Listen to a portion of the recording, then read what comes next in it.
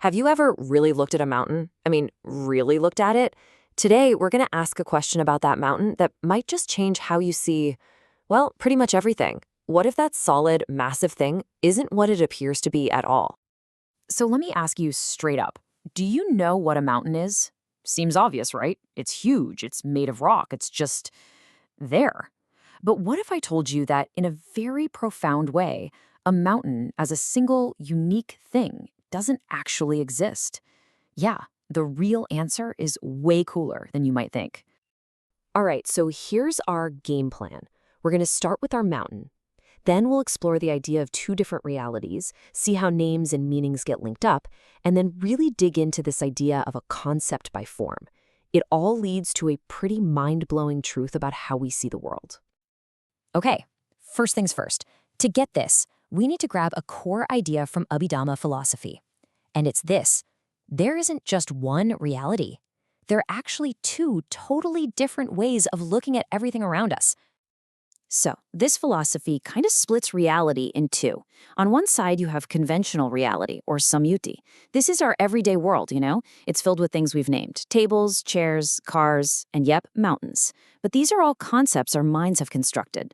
Then, on the other side, you have ultimate reality, or paramattha. You can think of these as the universe's raw building blocks, the fundamental stuff that exists on its own, whether we have a name for it or not. So, if a mountain is just part of this conventional world, how do we even create it? Well, it all starts with language. When you say the word mountain, what's really going on inside your head? Turns out, every concept has two parts. First, there's the name concept, the Saṇṭhānapaññatti. That's just the label, the word itself, mountain. But then you have the meaning concept, the Attha-paññatti. And that's the mental image that pops into your head, the big, rocky peak. See, the word isn't the thing itself. It's just a pointer that directs your mind to the idea. And wow, it gets way more detailed. There are all these different types of meaning concepts. Concepts for groups of things, for time, for direction. It's a whole framework for how we build reality.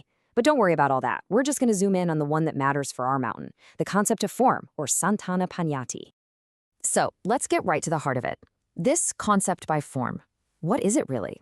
And how does it let us create a mountain out of a bunch of rock and dirt? And here it is.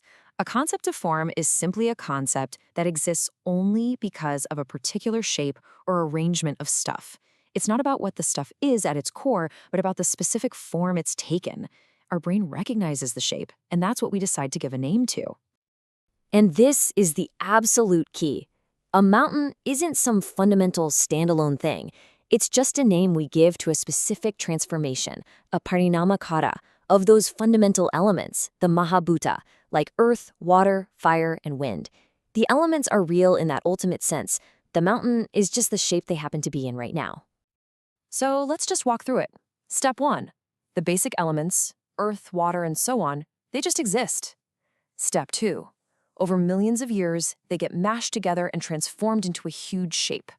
Step 3. Our mind looks at that and perceives a distinct, familiar form. And finally, step 4. We slap a label on that form, the name concept, mountain. We literally create the idea of the mountain. So after all that, what's the final verdict on our mountain? This is where it all comes together. And it leads to a pretty stunning conclusion, actually. There's this incredible phrase from the Pali texts that just sums it all up perfectly. Paramattha avidya mana. This one phrase tells us everything we need to know about what a mountain truly is, or isn't. And that's exactly what it means.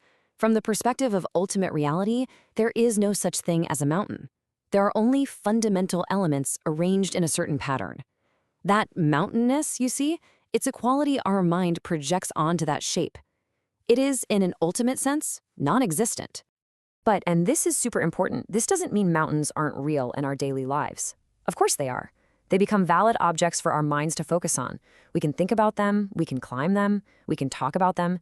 Their reality is just conventional, not ultimate. So let's just do a quick recap. A mountain is what's called a concept of form, a Saṇṭhānapaññatti. It's defined by the shape of some fundamental elements, not by its own special essence. It is absolutely a real part of our conventional world, our sammuti. But from the point of view of ultimate reality, paramattha, it doesn't exist as a separate thing. Pretty wild, right? So I'll just leave you with this final thought to chew on. Look around you, right now. Your chair, a house, a cup, a cloud. Once you start looking at the world this way, you realize that almost everything we interact with is a concept of form. So the question isn't just about what a mountain is. It's about your entire reality. How does that change the way you see it?